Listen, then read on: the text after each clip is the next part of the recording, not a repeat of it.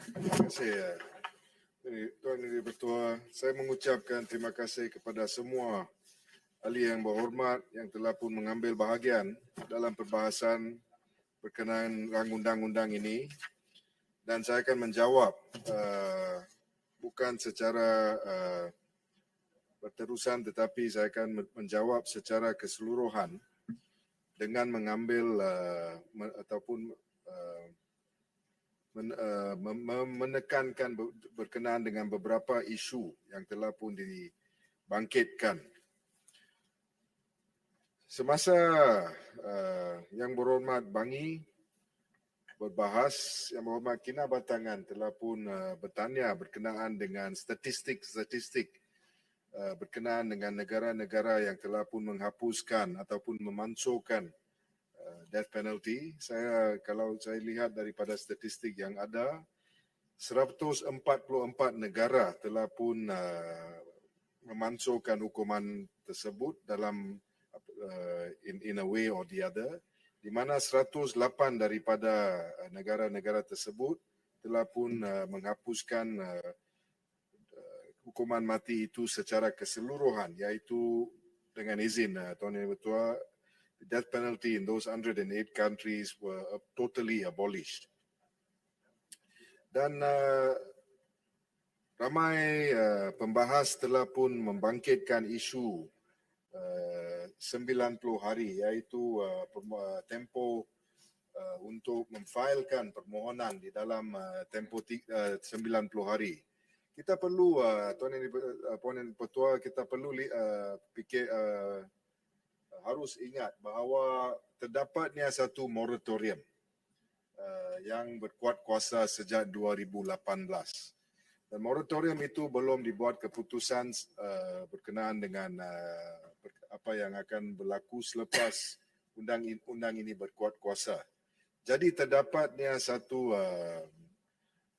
keperluan untuk menghabiskan kes-kes ini dalam masa yang ditentukan. Dan kalau kita lihat dalam keadaan ini, 90 hari itu boleh memadai, oleh kerana 90 hari itu bukannya bermaksud bahawa permohonan itu perlu diselesaikan dalam masa 90 hari. Apa yang perlu dibuat adalah bahawa permohonan itu sahaja perlu difailkan dalam masa 90 hari tersebut. Pendengaran permohonan tersebut boleh didengar dalam masa 6 bulan, 9 bulan, setahun juga. Tiada apa-apa had masa untuk pendengaran permohonan tersebut. Jadi ada juga yang telah pun, just 1 minute, ada yang juga telah pun menimbulkan sama ada sekiranya untuk kes-kes yang lama. Andai kata dalam kes di mana rekod rayuan itu masih tidak dapat dikesan sebab kes itu dah lama, sudah tentunya ini akan memerlukan lebih masa diambil. Untuk lebih masa perlu diambil untuk mengesan rekod-rekod rayuan tersebut. Jadi dalam kes tersebut sudah tentunya affidavit tambahan boleh difailkan selepas permohonan difailkan untuk memasukkan rekod rayuan setelah ianya dijumpai di masa depan. Jadi ini tidak akan mengacau ataupun mengganggu tempoh masa 90 hari tersebut. Permohonan itu masih boleh dibuat dalam tempoh tersebut walaupun mungkin terdapat masalah untuk mengesan rekod rayuan oleh kerana kes itu satu kes lama. Damansara. Terima kasih Puan Speaker. Terima kasih Timbalan Menteri. Dan Menteri, sekarang atur cara yang wujud dalam kes-kes di mana seseorang itu dihukum mati. Timbalan Menteri sudah pasti tahu bahawa ada proses di dalam penjara di mana notis rayuan akan difailkan melalui penjara untuk pihak seseorang tertuduh itu. Jadi lebih kurang kita boleh nyatakan bahawa secara otomatis rayuan akan dibuat daripada Mahkamah Tinggi kepada Mahkamah Rayuan kemudian kepada Mahkamah Persekutuan, kerana itu prosedur yang wujud di pihak penjara di mana seseorang banduan itu yang telah pun disabit dengan kesalahan dan hukuman itu berada. Jadi dalam keadaan pindaan yang saya lihat hari ini, adakah ianya juga keadaan yang sama di mana pihak penjara boleh masukkan notis untuk membawa kepada apa yang disebut sebagai semakan semula atau review yang dicadangkan sekarang. Kerana kalau sebegitu atau caranya, sudah tentu bahawa semua banduan yang ada di dalam penjara tersebut juga akan lihat dan pastikan bahawa notis-notis ataupun proses supaya semakan ini akan difailkan dalam 3 bulan yang ditetapkan melalui undang-undang ini. Apakah pendapat yang berhormat Timbalan Menteri? Terima kasih, Puan Speaker. Terima kasih, Damansara. Ini memang satu perkara yang telah pun ditimbulkan semasa kajian-kajian dan sesi-sesi libat urus kami dalam keseluruhan proses ini, terutamanya dengan Jabatan Penjara Malaysia, di mana kami telah pun mendapat komitmen daripada Jabatan Penjara tersebut, Malaysia tersebut, bahawa mereka memang akan menjalankan amalan mereka yang biasa seperti untuk rayuan-rayuan lain, di mana mereka akan membantu untuk memfailkan permohonan di bawah undang-undang baru ini. Dan saya perlu juga menyatakan di sini apa yang berkaitan di dalam kes-kes di bawah rang undang-undang ini, ianya bukannya notis rayuan. Di dalam kes-kes di sini, apa yang perlu difailkan adalah notis permohonan disokong oleh affidavit. Dan sebab ini adalah oleh kerana ini merupakan satu semakan, bukannya satu rayuan. So macam rayuan biasa di mana dari High Court ke Mahkamah Rayuan dan Federal Court dan sebagainya. Itu merupakan satu rayuan di mana apa yang diperlukan di sana adalah notis rayuan. So di sini keadaannya adalah seperti semakan di bawah peraturan 137 Rules of the Federal Court, di mana dalam keadaan tersebut prosedur dia adalah secara permohonan dengan affidavit, di mana alasan permohonan itu akan dinyatakan dalam affidavit. Ya, tidak laluan perkara yang sama, Puan Speaker. Kalau saya boleh, Timbalan Menteri, dalam kes-kes sebegini ada biasanya borang yang ditentukan untuk memudah carakan proses dia, khususnya kalau rayuan ataupun juga permohonan semakan terpulang kepada keadaan kes. Saya nak tanya sama ada atau tidak, satu borang berkenaan juga akan disediakan untuk kita memastikan bahawa proses masukkan permohonan ini akan diselaraskan untuk semua banduan dan juga ianya akan dipermudahkan untuk seseorang mungkin yang tidak ada diwakili peguam, di mana proses tersebut harus dimasukkan melalui pihak penjara. Boleh dapat pendapat daripada Timbalan Menteri. Terima kasih, Puan Speaker. Sekejap, saya akan jawab dan lepas itu saya akan... soalan sama juga, hampir sama. Alright. Okay, saya nak tanya, kalau ini melibatkan notis permohonan, maka tentu ia memerlukan peguam. Saya rasa tidak boleh dibuat sendiri oleh pihak panduan. Dan yang kedua, bila affidavit perlu kepada Commissioner of Oath. So dalam kes ini saya juga ingin tanya bagaimana Damansara, adakah template yang sama akan dibekalkan kepada semua, kerana semua affidavit ini tentunya mempunyai dokumen yang perlu di-attest juga oleh pihak persetujuan sumpah, dan ini juga memerlukan kos. Jadi akan ini juga akan dibuat dan ditanggung oleh pihak penjara. Terima kasih. Terima kasih. Saya akan jawab kedua-dua soalan itu serentak. Walaupun tidak terdapat form ataupun borang di dalam peruntukan ini seperti di dalam beberapa undang-undang lain. Walau bagaimanapun permohonan yang diperlukan untuk difailkan, saya faham seperti yang telah pun dinyatakan tadi, ini merupakan satu matter of life and death. Jadi kami juga, kementerian ini berusaha bersama dengan Jabatan Perdana Menteri dan juga stakeholder yang lain akan boleh menyediakan garis panduan yang akan memberi sampel ataupun presiden atau yang boleh diguna pakai untuk kesemua kes di dalam kes-kes seperti ini. Itu adalah, tetapi kita perlu faham bahawa untuk affidavit yang menyokong itu akan berlainan untuk kesemua kes, oleh kerana kesemua kes itu berlainan berdasarkan fakta-fakta dan kes tersebut. Dan memandangkan kes ini merupakan kemungkinan akan mengurangkan death sentence ke penjara, in other words life and death. sudah tentunya khidmat guaman seorang peguam itu adalah amat diperlukan. In fact, saya akan menasihatkan bahawa khidmat guaman itu didapati. Dan kementerian ini akan juga mendapat kerjasama daripada Jabatan Bantuan Guaman, YBGK. Kami akan juga mengambil meminta bantuan daripada Majlis Peguam Malaysia, Malaysian Bar Council untuk assist di dalam perkara ini oleh kerana sudah tentunya legal expertise adalah diperlukan untuk perkara ini. Saya akan teruskan dengan beberapa isu lain yang telah pun ditimbulkan Tuan Yang di-Pertua. Satu isu yang telah pun ditimbulkan oleh Bentong tadi adalah soalan yang ditanya adalah sekiranya terdapat bukti baru, bolehkah ini diguna pakai? Ini perlu kita membuat satu distinction ataupun perbezaan yang penting. Seperti yang saya katakan tadi bahawa permohonan ini tidak revisit dengan izin Tuan Speaker sabitan terhadap seorang pesalah. It does not revisit the conviction. It revisits only the sentence.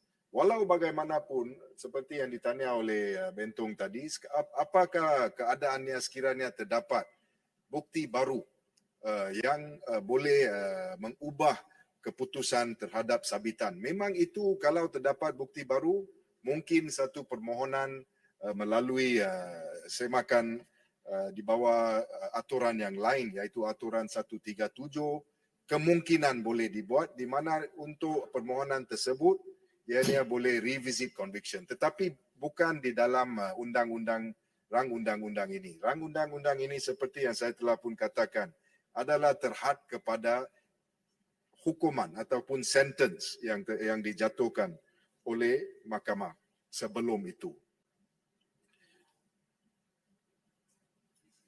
Yes, Jelly dan juga beberapa yang berhormat yang lain telah pun menyentuh berkenaan dengan pasal 23 yang menyatakan dengan izin Tuan Yang Di-Pertua, 23 menyatakan bagi maksud mengkaji semula hukuman mati, Mahkamah Persekutuan hendaklah memanggil dan periksa rekod prosiding, alasan penghakiman dan dokumen lain yang berkaitan jika ada. Tujuan section ini ataupun peruntukan ini ada, Puan Yang Di-Pertua, adalah oleh kerana apabila perkataan-perkataan dan dokumen yang lain digunakan dalam peruntukan tersebut, maksudnya bahawa di dalam pendengaran semakan ini, pendengaran tersebut bukan hanya terhad sahaja kepada rekod rayuan. Rekod rayuan itu sudah tentunya akan menjadi bahan utama yang akan dirujuk oleh Mahkamah Persekutuan. Tetapi sekiranya terdapat dokumen-dokumen lain yang relevan, itu boleh diguna pakai untuk dipertimbangkan oleh Mahkamah Persekutuan. Dan juga Tebrau saya ingat telah pun menimbulkan berkenaan dengan apakah kriteria yang akan diguna pakai oleh Mahkamah Persekutuan semasa pendengaran semakan ini. Sudah seperti yang saya katakan Tuan Yang Di-Pertua, ini merupakan seperti satu extension of the sentencing process selepas satu sabitan dikenakan. Perbezaannya sekarang adalah pada masa sabitan dikenakan hanya satu hukuman saja yang ada pada masa itu. Sekarang ada lebih daripada satu hukuman. Jadi isu yang akan dipertimbangkan oleh Mahkamah Persekutuan bila permohonan ini didengar adalah sama seperti satu mitigation exercise di mana mahkamah akan mengambil kira semua fakta-fakta mitigasi, fakta-fakta pemberatan, aggravating factors, juga boleh melihat kepada kandungan rekod rayuan untuk menentukan sekiranya orang itu merupakan seorang drug mule, for example, yang boleh mengurangkan ataupun lessen diambil kira untuk menukar sentence of death tersebut kepada satu sentence pemenjaraan. Boleh saya just habiskan dalam seminit, Tuan Yang Di-Pertua. Beberapa isu lain yang telah pun dinyatakan, saya ingat saya telah pun menjawab kepada satu isu yang akhir yang ingin saya menjawab adalah isu yang dibangkitkan oleh Kampa. Beliau menyatakan bahawa retrospektif dengan izin. The retrospective nature adalah bertentangan dengan the rule of law. Saya tidak bersetuju dengan kenyataan tersebut. Oleh kerana undang-undang boleh dibuat bersifat retrospektif sekiranya ianya dinyatakan secara ekspres di dalam sesuatu peruntukan undang-undang. Itu adalah undang-undang yang telah pun ataupun kes-kes telah pun memutuskan seperti itu. Jadi sekiranya sesuatu undang-undang itu menyebut secara ekspres, maka you can have retrospective laws. And the courts will, dengan izin Tuan Yang Dipertua, the courts will give effect to that retrospective effect of such laws. Seperti di dalam kes ini, di mana untuk kesemua pasal yang telah pun kami merujuk kepada tadi, semuanya mempunyai retrospective effect. Maksudnya, ia akan terpakai untuk mereka yang melakukan kesalahan sebelum undang-undang baru ini berkuat kuasa. Jadi dengan itu yang kepada semua yang berhormat, sekalian saya ingin menekankan betapa pentingnya nilai hak asasi manusia dan pelaksanaan sesuatu dasar dan hukuman di Malaysia. Keputusan untuk mencadangkan pemansuhan hukuman mati mandatory ini adalah hasil daripada banyak siri libat urus Tuan Yang Dipertua menyeluruh yang melibatkan pelbagai pihak berkepentingan demi kepentingan masyarakat Malaysia secara keseluruhannya. Oleh yang demikian, inisiatif ini mempamerkan usaha kerajaan dalam memastikan konsep madani dan nilai-nilai kemanusiaan terjamin. Dengan itu, sekian terima kasih Tuan Yang Dipertua. Terima kasih. Yang berhormat, sekarang saya kemukakan masalah pada majlis bagi diputuskan. Masalahnya ialah power round undang-undang ini dibacakan kali yang kedua sekarang. Yang bersetuju, yang berhormat yang bersetuju kata bersetuju. Yang tidak bersetuju kata tidak. Lebih suara yang bersetuju, rang undang-undang ini dibacakan kali yang kedua sekarang. Rang undang-undang bernama suatu akta untuk mengadakan peruntukan bagi bidang kuasa penyemakan sementara Mahkamah Persekutuan untuk mengkaji semula hukuman mati dan pemenjaraan sepanjang hayat yang dijatuhkan terhadap orang yang disabitkan berikutan pemansuhan hukuman mati mandatori dan pindaan kepada undang-undang yang berhubungan dengannya. Majlis dalam jawatankuasa.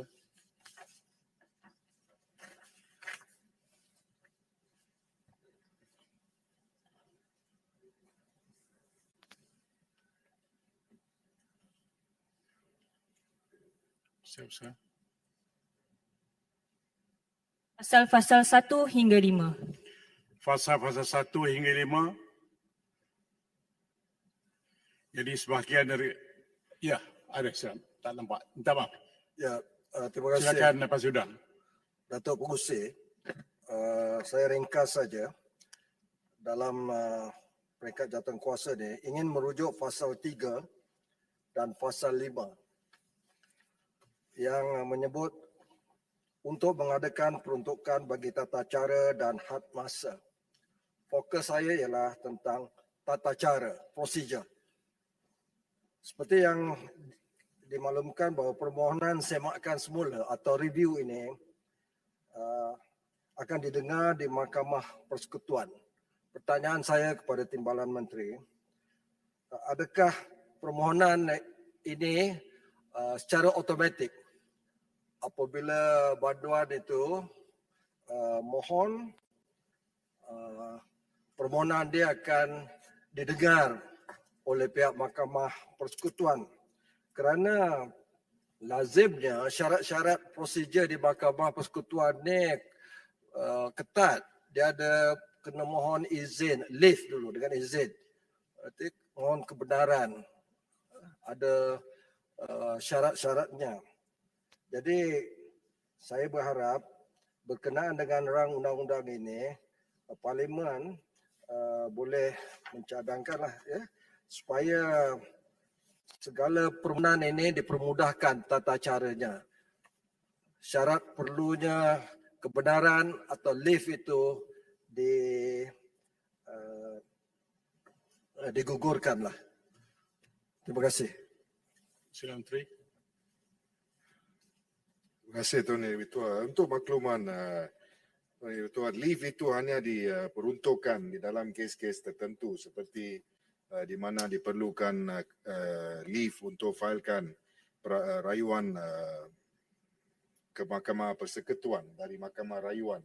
Itu diperlukan di bawah Seksyen 96A Courts of Judicature Act. Jadi sekira di dalam peruntukan ataupun rang undang-undang semakan ini tiada sebarang keperluan untuk mendapat leave.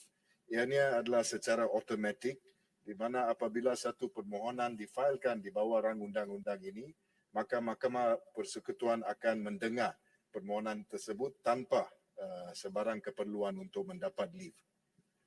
Terima kasih Tony Ketua. Okey, fasa 1 hingga fasa 5 menjadi sebahagian daripada rang undang-undang. Silakan Menteri.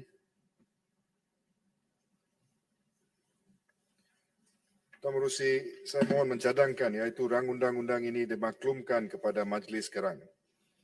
Yang berhormat, masalahnya ialah bahawa rang undang-undang ini dimaklumkan pada majlis sekarang. Ahli yang bersetuju kata bersetuju, yang tidak bersetuju kata tidak, lebih suara yang bersetuju. Majlis bersidang semula sebagai majlis mesyuarat.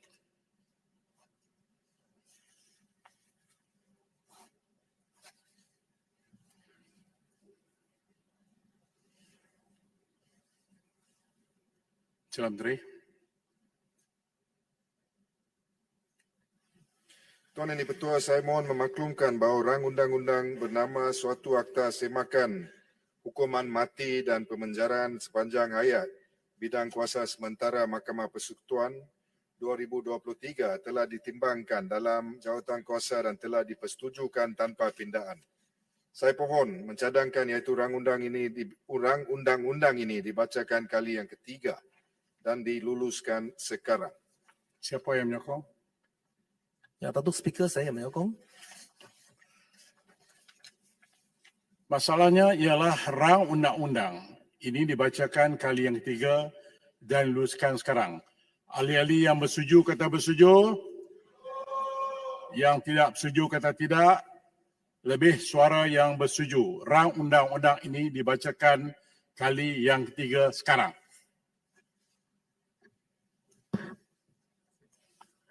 Rang undang-undang bernama suatu akta untuk mengadakan peruntukan bagi bidang kuasa penyemakan sementara Mahkamah Persekutuan untuk mengkaji semula hukuman mati dan pemenjaraan sepanjang hayat yang dijatuhkan terhadap orang yang disabitkan berikutan pemansuhan hukuman mati mandatori